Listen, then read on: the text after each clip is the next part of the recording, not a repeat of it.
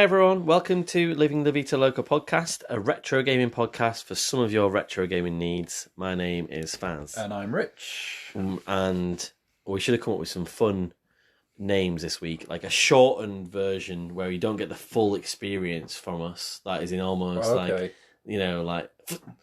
And I'm Rich. There we go. Okay, yeah. Nice. Was it? I don't know. Yeah. I'm too used to the full thing. Yeah. What your full name, you mean? I'm too used to my own name. We should change it. You know, that is in, we need to get more puns out of something new. Really? Yeah, we stopped with Rich for a while, didn't we? That is in Yeah, that's true. Yeah. Raggedy Rich. Raggedy Rich. Thank you for that. I'm eating my Sour Patch Kids then. In the last 2 weeks, I've really besmirched your family name. Oh no, it's fine. And your phone crack on. It's fine. Enjoy doing these podcasts in the road, you bitch. God. So I'll yell down from the window. How's the sound down there? It's pretty good. I'm not doing a score. So, the reason I said that we should probably just give you a little snippet of our names, a little taster, is because this week we are doing little tasters, we're doing little snippets of games in general. We have been... Gaming hors d'oeuvres. Oh, nice. Yeah. We've been looking at the PlayStation 1, the official UK PlayStation magazine for PlayStation 1, demo discs. We randomly assigned... And this is completely true. I went into a box in my room and found some discs and mixed them up in my hand like blackjack. Like 21 pontoon, as we call it in this country. And mixed them up and gave Rich 4 discs, and 4 discs. And we are going to look at what is on those discs as almost like a little gift to ourselves. A little bit of a review of the demo disc. We'd kind of briefly discussed before the podcast, what the fuck are we doing?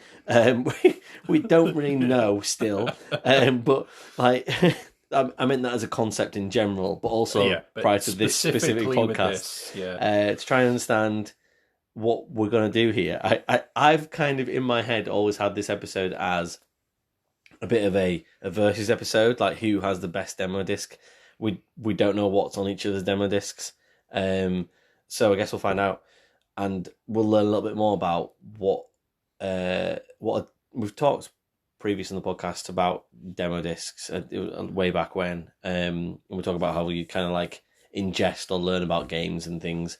But yeah, I guess we'll find out a little bit more about how these things work, almost in a way. I mean, from our lens. It feels like the sort of thing that you don't really see much nowadays at all. Like, you know, it's kind of like going and renting a game down Blockbuster. Yeah. You know, like demo discs and renting games were like two cornerstones of how I tried before I bought back in the day. Yeah. So yeah, it's really sad, isn't it? You know, and we spoke about this, like I said on the podcast before, and I feel like we were almost a bit had that sad nostalgia about it. Then, like you say, you kind of get that thing where you go, this is how it used to be, and it used to be good. It's like, you say that. Yeah. And then you do it in 2024, forget old games, and you go, oh no, it used to be. This is slightly bollocks. Fully awful. When they say this is not the finished article, they meant it. They meant it. Really so I'm glad that we're agreeing on that across the table. Yeah, no, I think I completely, fully admit that I had a teary-eyed nostalgia for the demo disc 2 weeks ago. Yeah. And now I do not. By the end of doing 4 demo discs, it felt like a drag. I could not stand it. 4 discs, what were we thinking? Why 4? I should have said, Faz, no, you've had enough. It felt like the right amount, but next time... No, far too much. Yeah. No, it was one a month. Like, you know, if you were buying the magazine regularly, wasn't it? So... Yeah, well, exactly. Maybe that's how they spaced out well. They thought, we could pump this shite out. And actually people are addicted to the idea that you can play a little snippet of a game that you probably don't want to pay 40, 50 quid for or whatever. Yeah. But actually...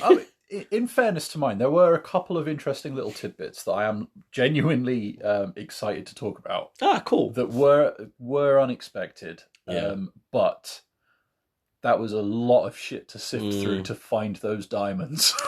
Yeah. Yep. Yes, there was. So, should we go in chronological order? Oh God! Right. So what was your lowest number? My lowest was 43. Okay, my lowest was 40. So, so demo disc 40. These are all for the PlayStation 1. Came from November 1998. So, that classic month. Everyone remembers November 1998. So I'm going to give a few word reviews almost, or feelings of what I experienced on that demo disc. Right. For the playable parts of the demo and also for the videos. So, and I'm going to give my discs I've given all the games an arbitrary score. Oh my God, you really have. And I'm going to give the disc an arbitrary score. You don't need to do that. No, you don't need to do that. Maybe give the disc an arbitrary score. Yeah, I can do that. That's fine. Yeah, cool. Because then we can work out who had the best, who got lucky in the demo disc dust up sort of, Okay, right. roulette. Who won the lottery? Yeah. The demo disc lottery. Oh God, this is how bad it is in our lives. All right, come on, let's come on, get on with this. Yeah, let's get cracking, because there's going to be a lot of stuff. Tucker touring cars. Yeah. I've just got can't see. Noise of car, which was Have you written haikus for all of these games? Yeah, very much. Yeah. Noise of car, which was like the noise of the car was like. I really enjoyed Tucker back in the day. So the handling was terrible, and then on the results screen, again, remember this is a demo, so it was one race. The results screen had the can music. Which is really out of keeping with it being a touring racing car game. Like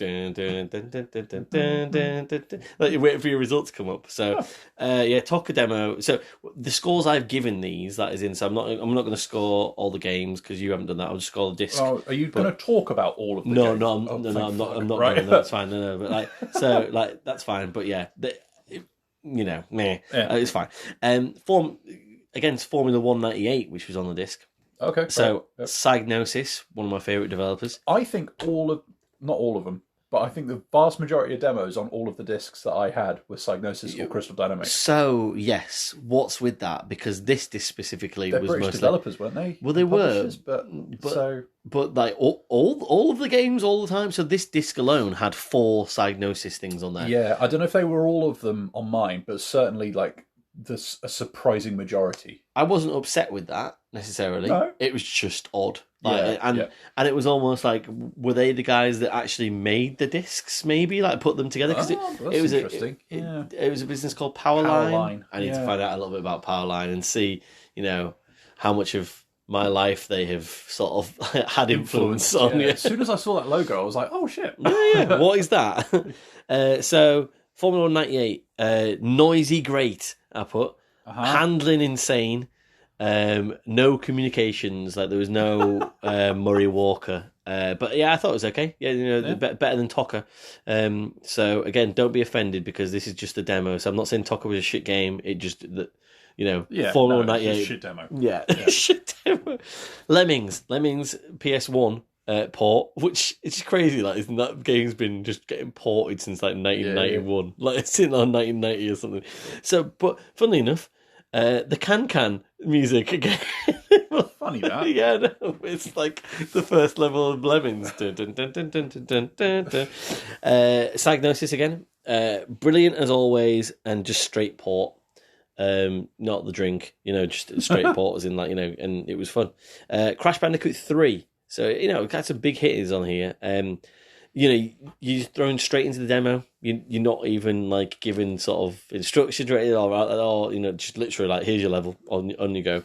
Found it really difficult in its detection. Like, as in, so anything Crash even deigned to go near, like, as in the slightest of like touches, like, as in, I've compared this before about Super Mario World and the Donkey Kong Country, quite recently. It just... Even the realms of Crash being in the same fucking level, like, isn't it? Was like, okay, no, you're getting hit, mate. But it looked and sounded great. Yeah. A game called ODT. Audit. Abe's Audit. I don't know what that stands for. I've never heard of it. Psygnosis again. So dark. What the hell is this third-person shooter? Terrible controls. So hard. I couldn't play it. Had no idea what was going on. Music. Do you remember music? Okay, yes. Yeah. So I'm glad you have mentioned this. Okay. For reasons that will become apparent. I loved music when I had the PlayStation 1. But I think when I was a child, I was too young to understand what to do with it. This demo was fucking brilliant. I could make a whole song on this demo, and it was very instructive of how to do that. Good. And yeah, it was great. Do you know what? I didn't really need the full game, I don't think. I just needed the music demo, and they could make a music song. Make a music song. Make a music song. And that was great. So I really enjoyed myself on that. You enjoyed making a music song. Yeah. So next one, Psygnosis again. Oh, those guys. So this is called Cyberdeck. It was. I put this isn't even funny anymore because that was a Psygnosis thing. I was like, "Are you kidding me now?" Yeah. A hoverboard, Tony Hawk's downhill jam situation. I read up about this game. It was extremely maligned on release and actually enters into quite a lot of the bottom worst games ever's lists. I really enjoyed the demo. That was okay. Yeah, I didn't hate it at all. It was possibly like my third or fourth favourite demo on this disc, the 7 or whatever. Right. Comfortable mid-table. Yeah, it was good. So I was a bit shocked, really. That's why I looked it up, because I was about like, oh, I've never heard of this game, and I quite enjoyed it. And then I was like, oh, no one else did. Be buying that. And then Moto Racer 2, which was an arcade motorbike racer with so much arcade nostalgia, including rad music. That kind of music. Yeah, I think so. Okay, cool. Yeah, is that the music you made on music? Yeah. Right. Okay. Yeah. So, really quick though, and tough handling. Like, is in just super quick. And then that was the end of the playable games on that one. I don't know. I don't get the point of this podcast. Anyway, trailers, silent or videos or whatever I fucking call them. Silent Hill. I've just got a note: gunning down terrifying child zombies. Which I just thought, for a disc that comes with a magazine for children, possibly to see that kind of trailer, which just like it's like it's not like Peggy 18 or anything. It was like it was fucking terrifying for me. And also the video of Brian and Lara Cricket. So if you're a cricket fan out there, it was said to be the game of the century. Motion captured players, and when you look at the motion captured players, I don't know what motion or players they've captured. Did they actually physically capture them and torture them? So this disc got a 6 out of 10 for me. 6 out of 10. So there we go. And then I jump up to 51, and I don't want to talk anymore. I've got 43 and 50. Right, yeah. You go with that. I will skim through these. Before I do, I definitely appreciated, after playing through them, the value of, like, if I remember rightly, in the magazines they would quite often have like a little write-up of what was on the disc, where it would outline a couple of bits or give you some information on the controls and stuff like that. I really missed that. Yeah. Because trying to like feel my way through some of these games was nigh on impossible, with like no like clue of what controls were or objectives or fucking nightmare. Yeah, it was awful. I distinctly recall my sister having a demo disc with the Ghost in the Shell game on it, which is like crazy expensive, that game nowadays. I was really hoping it would be in this set. It is not. So I am going in suitably disappointed. So 43. You got a bit of a weird mix of stuff on here. Gex 3D. I've never played any of the Gex games before, but I distinctly remember them being covered on like N64 magazines. So that was kind of fun, but that came and went. Weirdly, they had like a video of Soul Reaver and the Soul Reaver demo. The Soul Reaver demo, I got stuck in a pool of water immediately and couldn't work out how to get out. So I've just written here, shit swimming pool. It was really difficult. Is that Soul Reaver Legacy of Kain? Yeah. well regarded series. Yeah, there's a lot of that going around. I'll tell you that. Just literally thrown in the deep end. Superbub was on here, and I've just written incoherent upwards columns. So you know the game columns, which is kind of like Tetris, and the packs of 3 things fall. You match them, and then they disappear. It was like that, but going upwards, but with baffling graphics, music that made no sense for the theme of whatever was going on. Like, it was just, I've written homebrew ? I've no idea what it was. Like, it was just all over the fucking shop.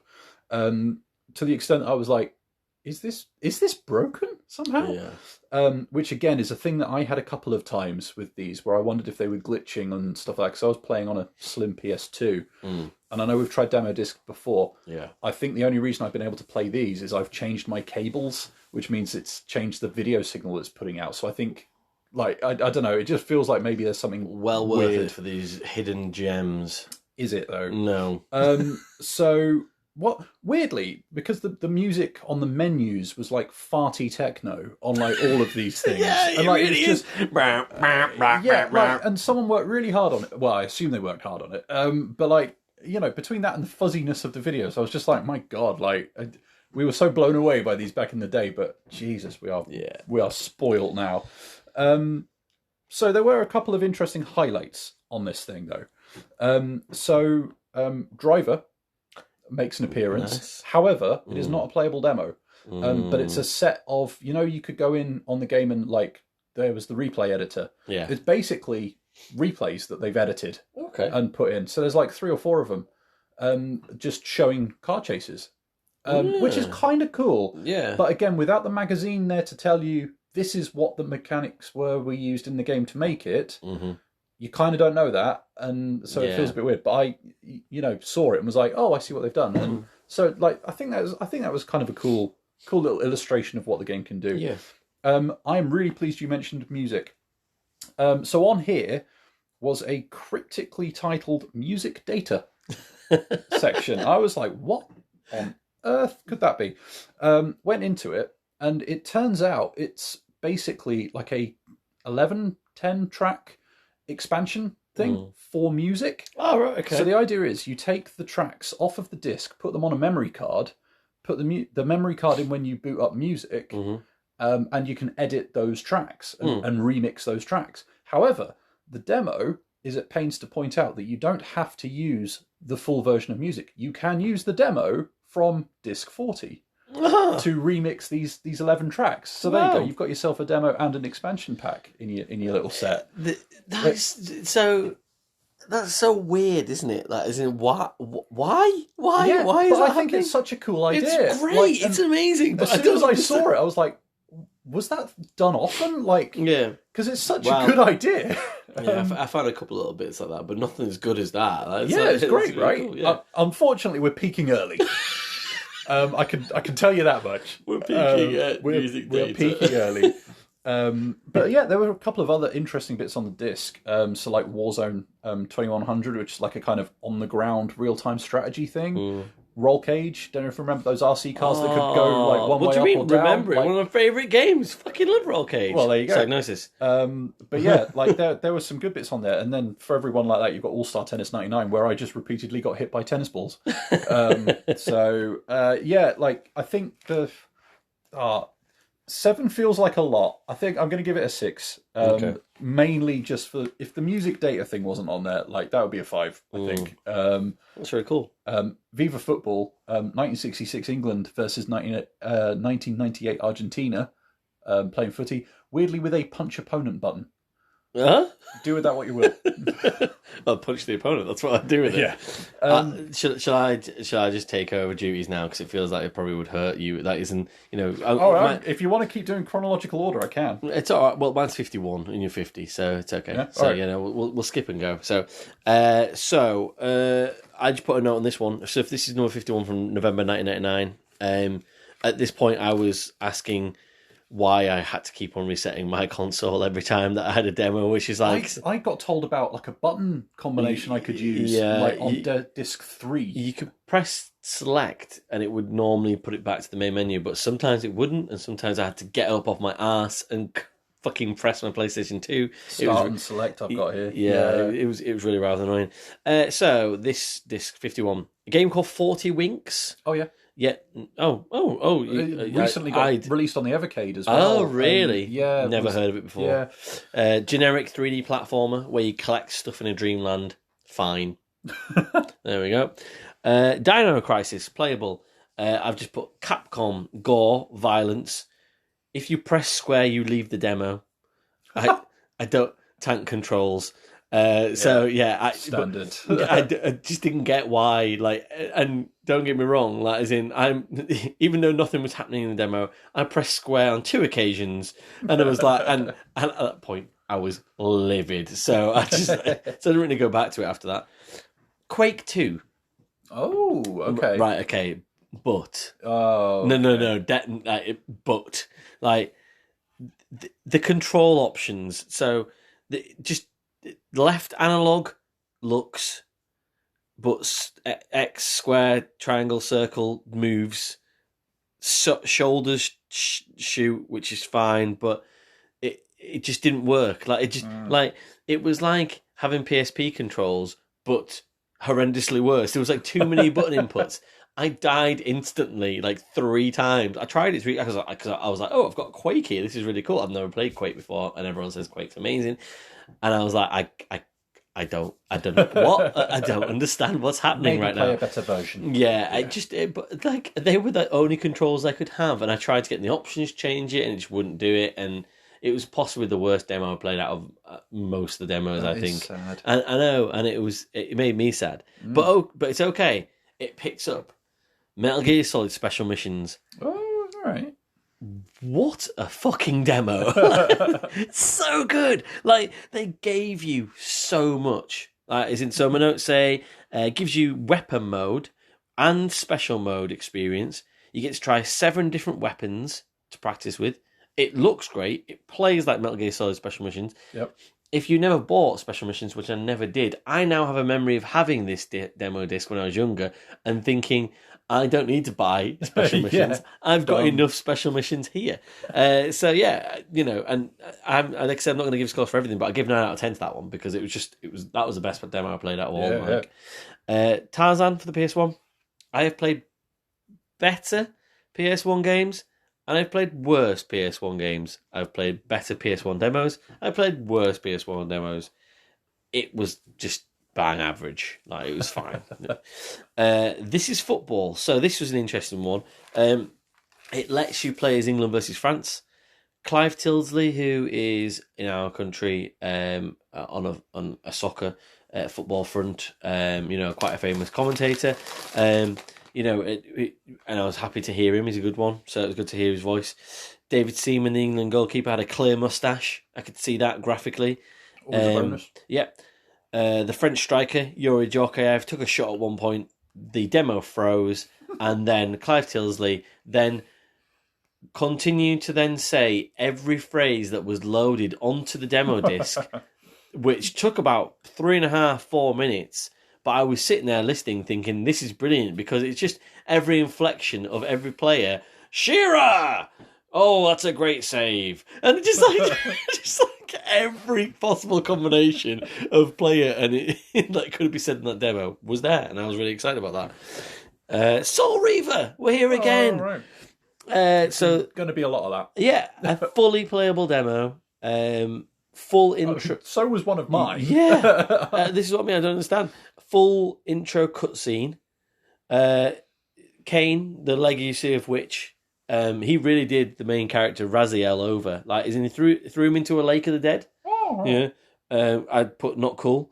I wasn't entirely sure what was happening in the game. No idea. But it seemed quite good and it had good controls. So I was quite happy with it. Mm-hmm. And then for some reason, there was a Left Field music video. Left Field being a dance troupe. Dance troupe. Sure. Dance band people. Yeah. And then the trailers on this one, Crash Team Racing video, which was fine, and the Final Fantasy VIII trailer, which was very grand, has to be said. So That one got a 7 out of 10 for me. Okay. Yeah, that was a good demo disc. Nice. There's some good ones on there. If Quake 2 had been better, it would have been even better. So let me take you back in time please. to issue 50. So this is football. It is. But the video.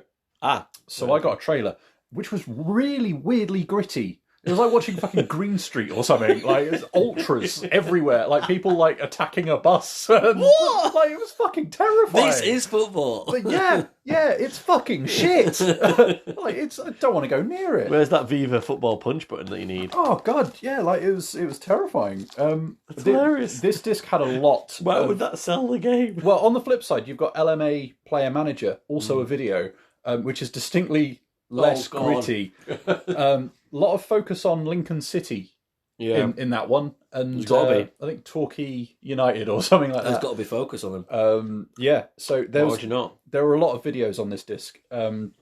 So 40 Winks had a video, Final Fantasy VIII, like we were saying, videos as well. Mission Impossible had a video. That also popped up on 52 as a playable thing. I did play the entirety of that game when I was younger. Yes, I had it on the N64, so it's kind of weirdly I had it on the N64 and got rid of it recently because I played it and was like, this is really difficult to go back to, and then it popped up on 52 to haunt me. Yeah, it's pretty hard. Yeah.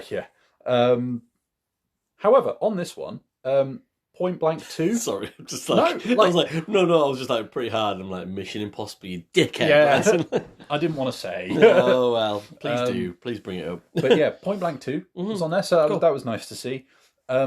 RC Stunt Copter, it was just a tutorial, which I know sounds really shit, but it at least taught you how to play the best something. Bit. Yeah, I think it was probably a good bit of demo to put in. Jamalami was on there. Okay. So, sequel to your favourite, Parappa the Rapper. It's not, however... it's not Parappa's fault that it's on the PSP. He just shouldn't be on there. Right. I think on this, I had a sync issue. Nothing was registering. Leak? No. Yeah. What? No. Oh, right, okay. Oh, sync, right. You were thinking SINK. I was thinking SYNC. Good. Let's move on. Wipeout 3 was on genuinely here. thought you had something going wrong with the sync when they were playing this game. We've got a lot of these to go through, and it's all entirely your fault. Like, just can we get on with it? I'm crying. I thought you had a plumbing problem. No. Wipeout 3, or as it was stylized on the menu, Wipe 3 out for some reason. But it put the controls on the main menu, which is useful. 6 out of 10. Carry on. I need a minute. Oh, I don't like how our recording's saying this. It's not recording. Let's just carry on and hope it's all okay. Oh man, that was terrible. Right, okay. So we're going to take a quick break because I can't breathe.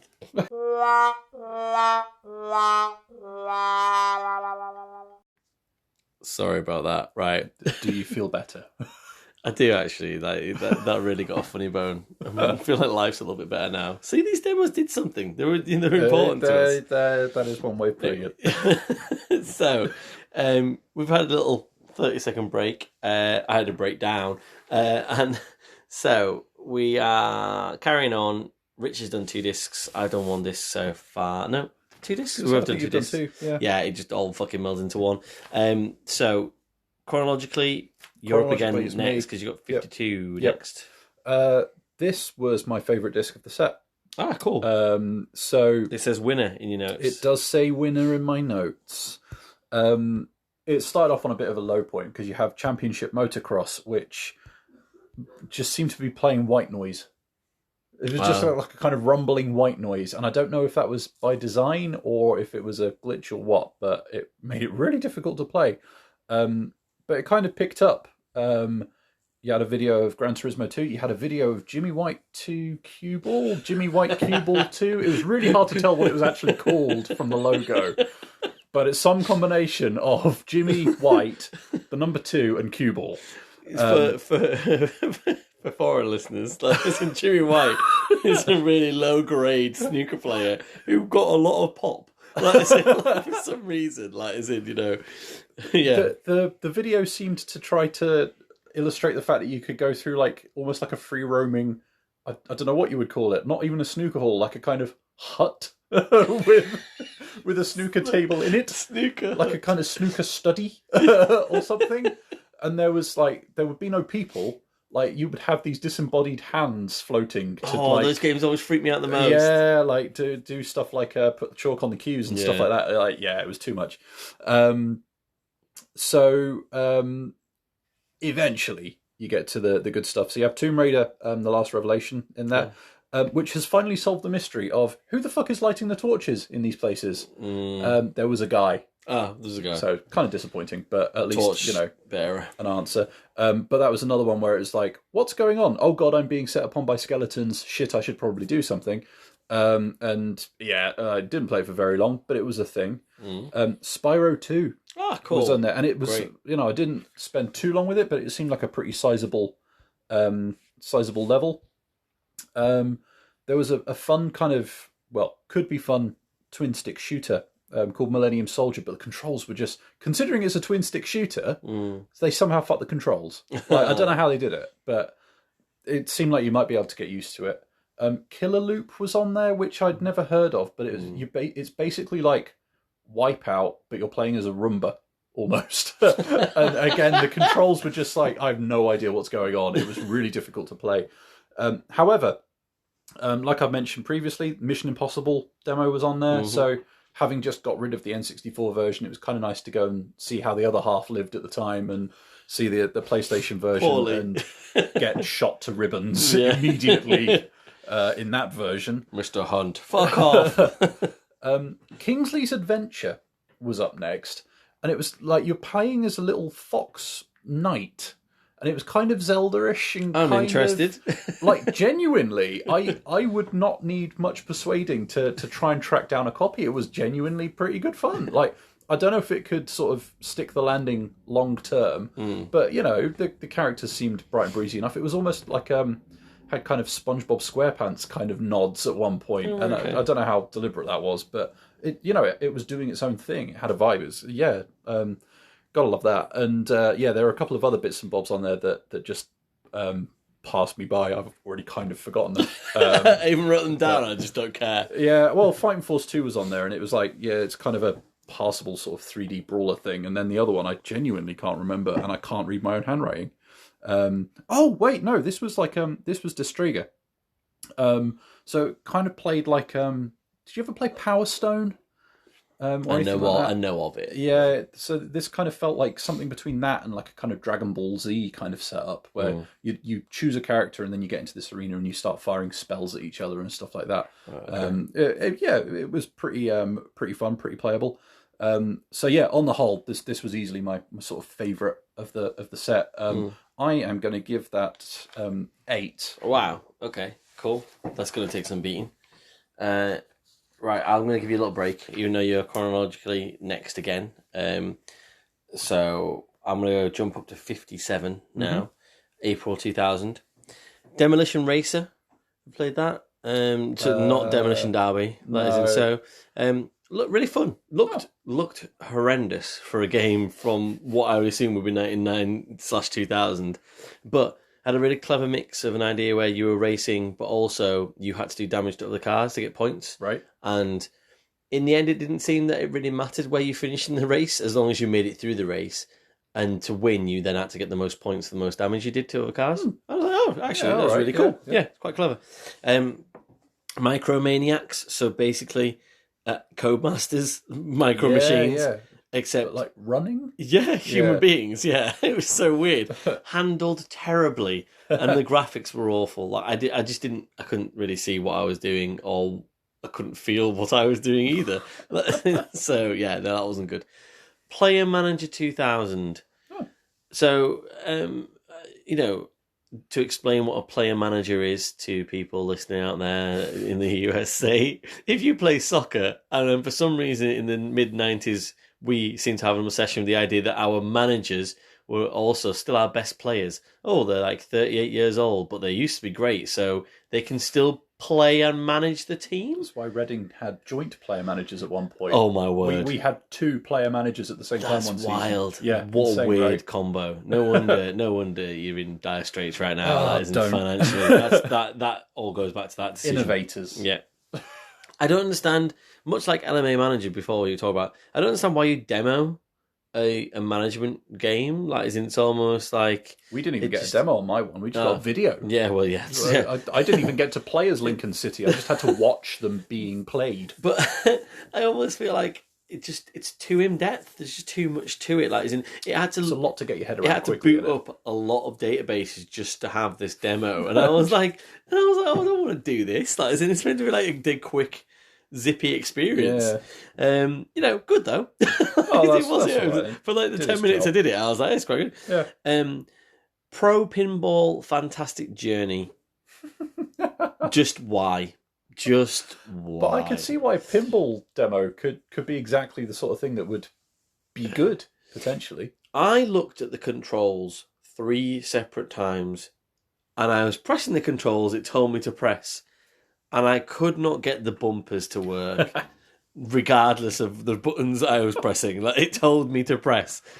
And how hard is it to get something that is just a screen which has got a couple of moving parts and a ball moving around it to make that look clear enough for a human being to detect what's going on? Like, that's a fair point.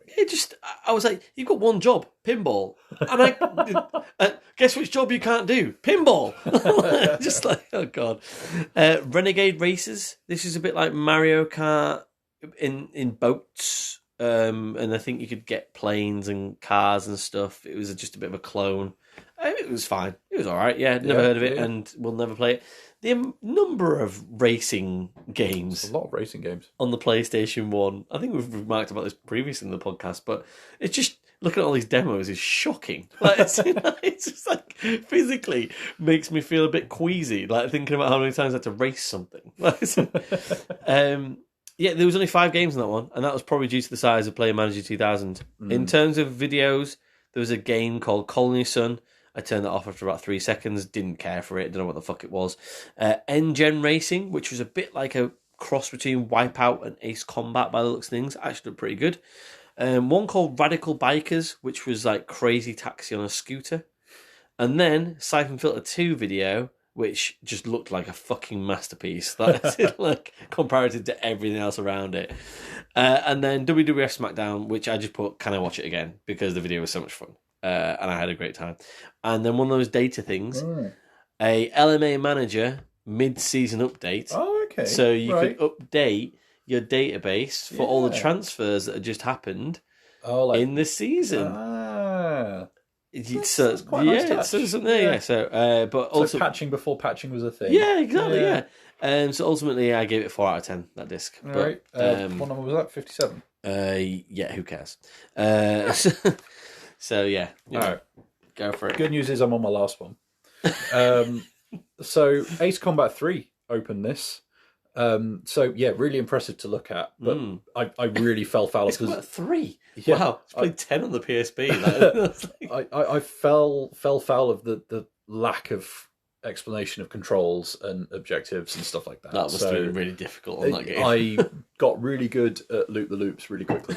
That's all I know. That's all that matters. As a sort of counterpoint to that, Eagle 1 was on here, and I've just written controls because like it tries to set up more of a story. Like it felt like there was more like Ace Combat. You kind of dropped into a situation, you just have to deal with it. Yeah. Eagle 1, you had you're meant to be in a Harrier jump jet thing, and you're given this briefing, and like the first thing you have to do is like mid-air refueling. So you have to like line up with the fuel nozzle on the back of this plane in front of you and all that. I couldn't work out the controls, so I couldn't keep up with the plane, and I was just sort of like there in the sky until I failed. They were very brazen to try on so many different games to put plane simulators into the PlayStation 1. Like it was. What did they think was going to happen? It took me ages to work out how to do anything besides just sort of be there. Which, considering how close you start with the plane, and then it was just kind of gradually getting further and further away as I can't get my head around the throttle situation. Like 6 years ago, we were in isometric 16-bit view of Desert Strike, and now we're trying to fucking refuel planes. Yeah, basically. So it was a lot. Just imagine there's like sweat dripping down your head when you were like... My poor wife had to witness the whole thing. I was there for about 10 minutes trying to like work it out as this plane's just slowly getting away. She just sit there going, what are you actually doing right now? You could turn it off. I could, but I don't know how to. Yeah, basically. Interestingly, a few bits were marked on here. Like, quite a few of them were marked as a video, if they were a video, or a game if they weren't. So, like, the driver demo I mentioned earlier on, that had no actual gameplay in it, but still needed to kind of boot up like a game. Yeah. It was just the name of the game, like it would be if it was a playable demo, right? On this disc, I noticed that some of them were being marked as rolling, and it turned out that it was that kind of driver style thing that they were going for. So it was like an in-game demo, but hands-off. So there were like Micromaniacs, like you mentioned earlier, that popped up in there, Team Buddies, and things like that. So that was kind of interesting. Music 2000 was on there. Had a video for Gran Turismo 2, a different one to earlier on. There was YVJ music animation on here. And it turns out, I mean, originally it froze, which was, boded well. More like Y2K, am I right? But it turns out that you could, it had like a little track with it. It might have been the menu music track, actually. And it would just do that almost like screensavers used to do, the kind of randomized animation thing with all the different shapes and the leery colours and stuff like that. I love a screensaver bouncing around. But you could eject the disc and put your own CD in and get it to do that to it. But because of the patterns and the colours and the fact that I used a Dragon Force CD meant that it was genuinely nauseating. You broke it on purpose. You did that on purpose. I just wanted to see if it could keep up. That was mean to that demo disc. The answer was it could not. But it was fun trying. Weirdly, the sort of biggest the biggest thing that jumped out at me with this one, I had Formula 199 on there, which froze, so that was a bust. But Action Man Extreme Mission. I think I had that coming up, maybe. Yeah, basically like the old school top-down GTA things with like car combat and stuff like that. Let's compare notes. Somewhere between Grand Theft Auto and James Bond. Top-down GTA clone with awful handling and no instructions. Seemed like it could be fun. Yes, that is pretty good. Yeah. I mean, it was fine. I feel like the one that was mainly videos I've kind of over. Actually, no, I haven't. No, I'm going to give this one a 5. Okay. Yeah. Fair enough. Cool. So my last one then, number 64 from November 2000. Driver 2, a playable demo. Ooh. It looked for a demo that isn't any. It is just literally a chase mission. It doesn't give you any sort of context around that chase mission. Looks incredible for a demo, and looks so. It just looks. And I remember Driver 2 not looking great, and I was like, "Wow, this looks fantastic." But it also reminded me how hard Driver is as a game. And I think we spoke about it. We're going to probably do some Driver at some point in this year. I love that franchise. But it's definitely my sort of like the game that I go to where I'm like, I love it, but I know how hard you are. And this demo reminded me how hard Driver 2 is. It was like within a second, it's like it got away, and I'm like, I've just fucking got in the car. I don't even know where the ignition is. I know this is meant to be a nice demo, and you just absolutely rinsed me. Like, 6 times I tried it, and I was like, right, well, this is going to take a little while. Action Man, we just discussed. Mid-tier level game. Incredible Crisis. Have you ever heard this? This would be a game that this would be a game that you would enjoy, I think. Very much felt like, and I think it probably was a sort of Dreamcasty kind of Sega feel. it's like a WarioWare style mini games. Mm-hmm. Like I had to look this up afterwards because it just gives you like one mini game to go through in the demo. The mini game being that you are a Japanese family man who you're working in an office, and then a wrecking ball out of nowhere chases you down, That does sound fun. swings into the building and chases you down the corridor That is an incredible crisis. While you tap X to outrun it. Pinch. Yeah, it's just like one of those crazy ass games where it was just like, you know, you could just imagine yourself in like arcade clubs. Sign like, me the fuck yeah, up. yeah. I was like, as soon as I was like, I think Rich will fucking love that. Write that down. Incredible crisis.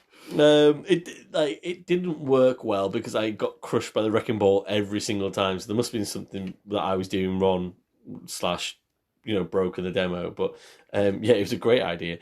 Game called In Cold Blood, which gave the most in-depth explanation for a demo I've ever seen. Like, as in, so I'd say there's about 6 or 7 screens worth of explanation of what the game was about, right? The gameplay, and then also about the plot of the game as well, and where it was dropping you into the plot. Oh, which right. is, so it was like, oh, That's this is a demo of like level 3, and this is the kind of game it is, and this is where it came from. This is the novel it was adapted from, and I was like, oh right, okay, fair enough. But problematically, it was really dark, and it was tank controls. So I just felt like I was just rotating. I was on a train, and I was like trying to be. I think you're an American / or UK spy. I think I'd be interested in it. The concept and the way that they were like spent so much time being like, understand what you're doing, please. Like I was like, all right, okay, yeah, fair enough. I think I think encouraging. I think I was. That was probably one of the games I was like, oh, maybe pick that up, see what it was like. Snow Cross Championship.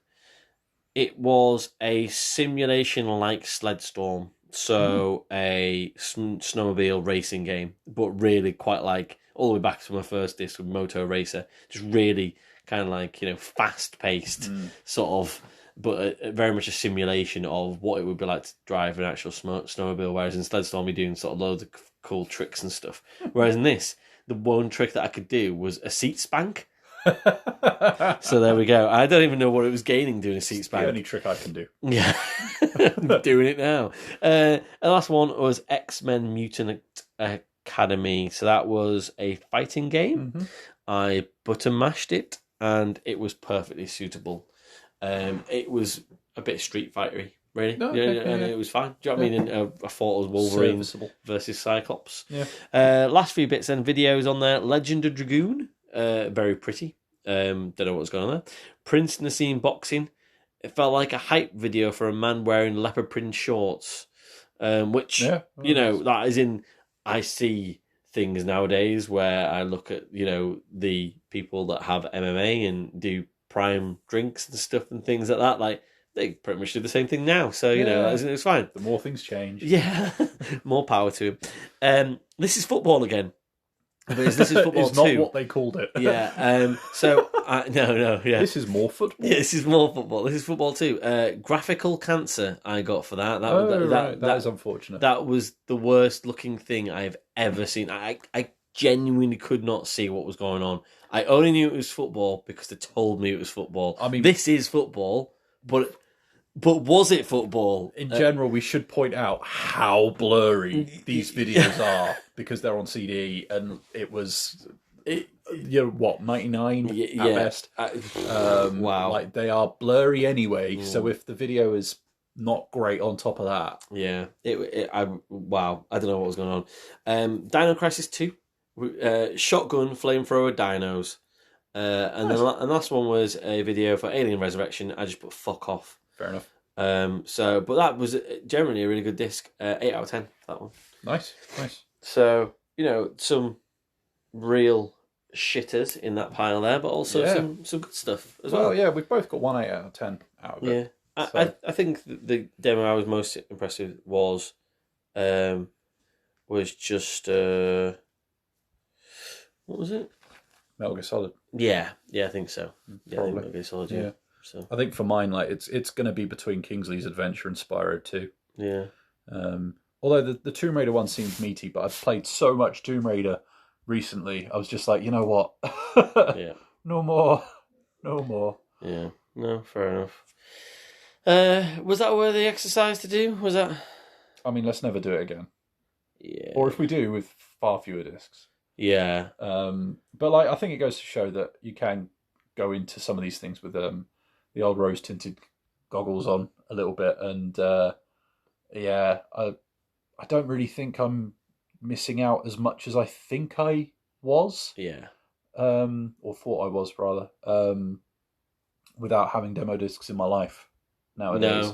No. I mean, yeah, I don't know. It made me appreciate them existing, but also that's just nostalgia. I think It's just a moment in time. pure nostalgia Yeah, because like thanks for the memories. Yeah. We've moved on. Yeah, the memories are, literally very hazy.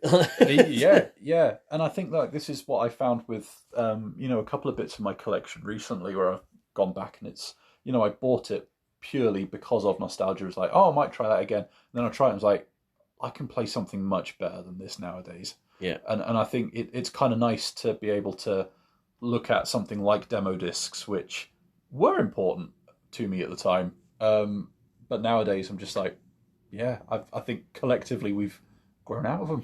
Yeah. I'm kind of sad that we got this done in one podcast. I thought it might be a running thing for us, but actually, I don't think it will. It feels like I'm comfortable. Kind of done. Yeah, like don't get me wrong. Like occasionally, as a bit of a sort of novelty thing, maybe, but like, yeah, I sort of feel like I'm definitely no. I'm just so done. You're like, I'm done. I'm so done. I am done, but at the same time, like I kind of feel weirdly thankful for the memories of getting them on a magazine, having that chance to try and discover something new. But then as I sit here and I got halfway through that sentence just then when I sort of trailed off wistfully, the only demo disc I can really remember is that one with the Ghost in the Shell demo on, and all I can remember from it is the Ghost in the Shell demo that I hosed. So like, yeah, why do I have this weird nostalgia for them? Yeah. Like it feels weirdly misplaced. Yeah, I mean, I'm the same. Very much Siphon Filter 1 demo that was like a whole first level, and I was like, and that's what I remember from a demo disc point of view. I mean, not I'm saying we have to do it at any point in the future, but I've got some PlayStation 2 demos, and funnily enough, by that point, I had stopped really buying PlayStation 2 magazine, and I wasn't really kind of like, it's something that you kind of went to when you went from the cardboard box of PlayStation 1 that came into an actual PS2, it came in an actual case. It was a bit like, it just felt too well presented. Like Yeah, and like weirdly, I think in my head I kind of file demo discs with like those early days of my sister having her PS1, because I would have had an N64 or something at the time, and being a Mega Drive kid before that. So like demos were just not a thing that happened. So I think there was that kind of novelty value to having them. But then by the time we'd kind of got past that, we were well into the realms of going and renting and like having a full weekend to quote unquote demo a game. And then after that, you're starting to get to go in and, I don't know, maybe even getting to uni or like going and exchanging games and putting them towards something new and, actually just going and buying the damn things yourself. And nowadays, like if you're in a digital sale or whatever, you fancy trying something, you could spend a few quid on it. And if it's good, it's good. And if not, you're just out of pocket. Yeah. I wonder how much, I wonder how well, I'm sure we could find this out if I actually did some research, how well gaming magazines sell nowadays compared to what they did in the day in terms of, I mean, I know print is out of fashion anyway, but if you took that, so therefore you can't find out, but if you did take that out as a concept, almost like by having a demo disc on there or not having a demo disc on there, do you know what I mean? Like, because actually they probably cost a couple of pounds more like now, but that's just inflation, etc. But you don't get a disc with it. Do you know what I mean? You're probably saying £7 now, I think, for a high market gaming magazine of modern gaming. but you just don't get a disc with them anymore. And it's almost like, I wonder what the sales are like on those now, where people read them still, or people were just buying them for the disc at the time when you had them. Yeah, I mean, I guess the market's changed and stuff, hasn't it? And you've got the highbrow gaming magazine, or the retro gaming magazine, or the one that's kind of catering more to children, or I get all that, and I guess maybe production costs of demo discs have skyrocketed, or you've got the sustainability as well. If you've got a load of old PS2 demo disc cases cluttering up landfill or whatever, it's not a good look, is it? I can just imagine sort of like getting on a retro gaming magazine somewhere, like a Commodore 64 like tape or something, like a set, and it all just unspooling in the market in the shop. Did I not see somewhere that Retro Gamer used to do demo discs? Did they? Or something like that? Really? I swear I saw that somewhere. But like, I can imagine it's the sort of thing that nowadays, like, you might occasionally do it as a novelty or something like that. But then when they were doing these demo discs, for the PlayStation, you wouldn't have had things like free-to-play games or anything like that. Yeah. Or like free versus premium versions of apps and stuff like that. So like the whole landscape's totally different now. Yeah. I mean, these held a value for me. I bought them on eBay, and people still sell them on eBay, and it's almost like I don't really, like. How many? Because you got a set together. Yeah, I didn't got you? like How many 20 for like 20 of them for like £15. So, if you ever want to do it again, it's like I tell you what, if one of them had that Ghost in the Shell demo on it, it would be worth it. I will look it up. I will look around and see if I've got it. But yeah, otherwise it just feels like a really bad hangover after a one-night stand right now. So, yeah. But cool, right? Thanks for listening, guys. We hope that wasn't an ordeal. It was for us, so there you go. And we'll see you next time. Cheers.